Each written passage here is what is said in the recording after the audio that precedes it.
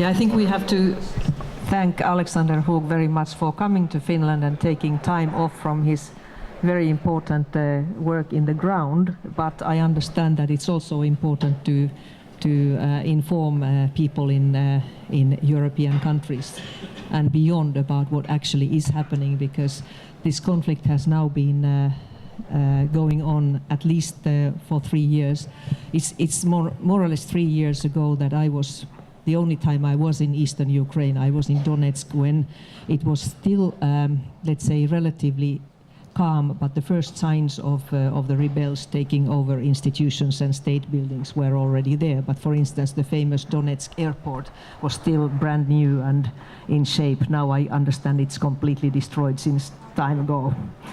Now, I would say some words about the humanitarian situation and then about the nature of the conflict and a little bit about the overall political situation in Ukraine as I understand it. So first of all, this humanitarian crisis is really very, very severe. You have 1.4 million people as refugees in neighboring countries, I understand in Russia and Belarus mainly. And then you have 1.6 million internally displaced people.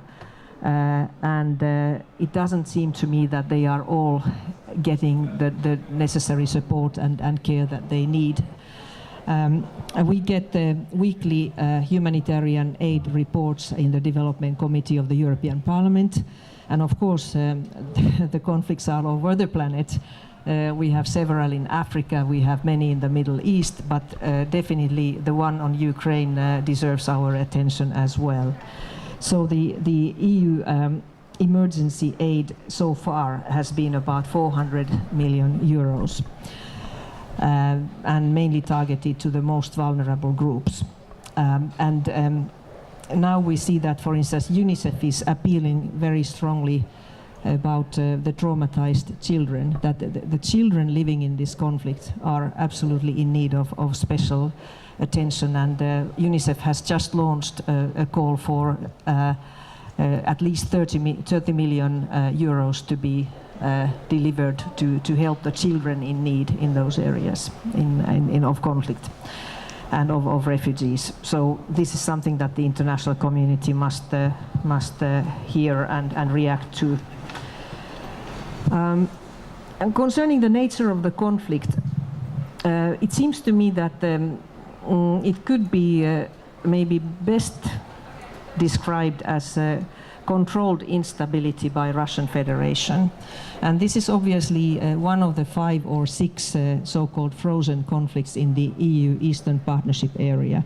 We have 2 in Georgia, South Ossetia, Abkhazia, we have 1 in Moldova, Transnistria.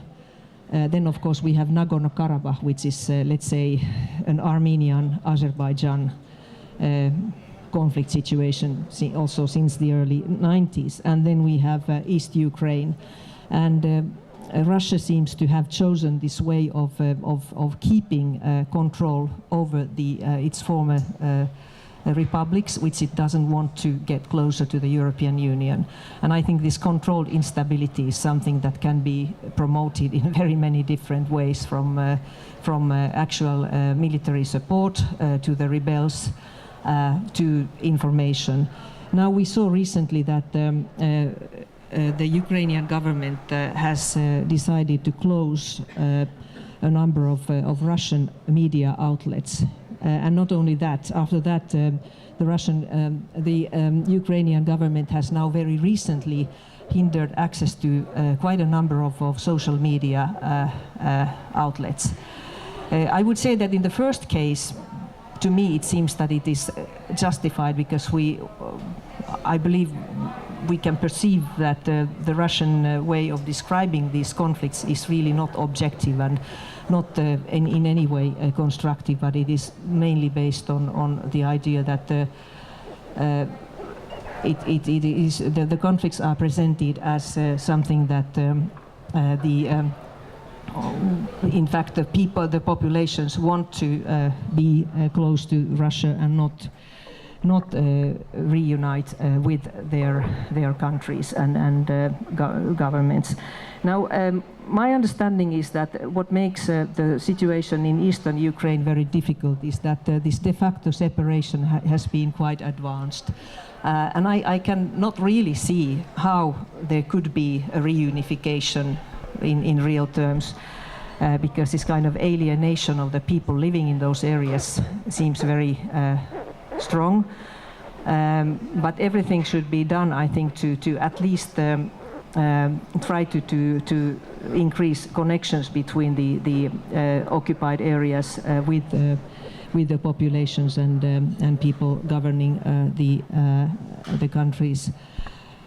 But how this will actually develop is very difficult to see at the moment.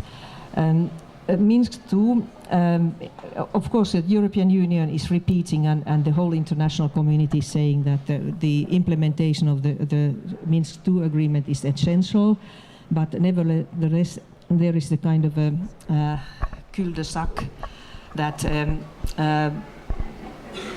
the Ukrainian government is not interested in promoting the decentralization embedded in the Minsk II agreement as long as the border is not controlled by Ukraine. And I believe that it's vice versa, that the border is not controlled because there is no decision on the decentralization. This is something that maybe somebody else can comment a little bit more. It would be interesting to know from Alexander how he sees the situation of implementation of the Minsk II. Now, lastly, the political reforms in Ukraine, I would say that there has been progress in terms of reform of the judiciary. The Ukrainian government was very, let's say, smart in introducing a kind of an obligation to 500,000 civil servants to declare their assets and interests. And for instance, what happened was that some hundreds of judges decided to go on early retirement instead of signing these e-declarations, because they felt that they probably were better placed not to disclose anything. And this might be a way that the judiciary could be reformed further. Now, the stumbling block is how to address high-level corruption, but there are those who want to address the high-level corruption, and there are those who don't want to do that. And it's actually the battlefield is about the nature and position of degree of independence of the high-level anti-corruption agency. There is a battle about how this anti-corruption agency should be entitled to initiate investigations. And there is some discussion about the law saying that, in fact, if another judicial body is starting an independent investigation to corruption, then the high-level anti-corruption agency should not get involved, which is clearly to me a sign that there is still a lot to do in terms of preventing corruption in the country. But the European Union is incessantly investing in the reforms. There is an EU administrative mission in Kiev with, I think, 100 people trying to address all the possible areas of reform. One of the most important, maybe the most important, being the anti-corruption bodies. But I think it's important to continue to put pressure on the Ukrainian authorities on really to implement these reforms. And at the same time, the international community must put some pressure on the Ukrainian government as well to try to come to some kind of steps in the decentralization. But it is not an easy situation, because obviously if we see the situation in terms of controlled instability by Russia, then we also have to expect that Russia will get away its influence from the country. So I leave it to that.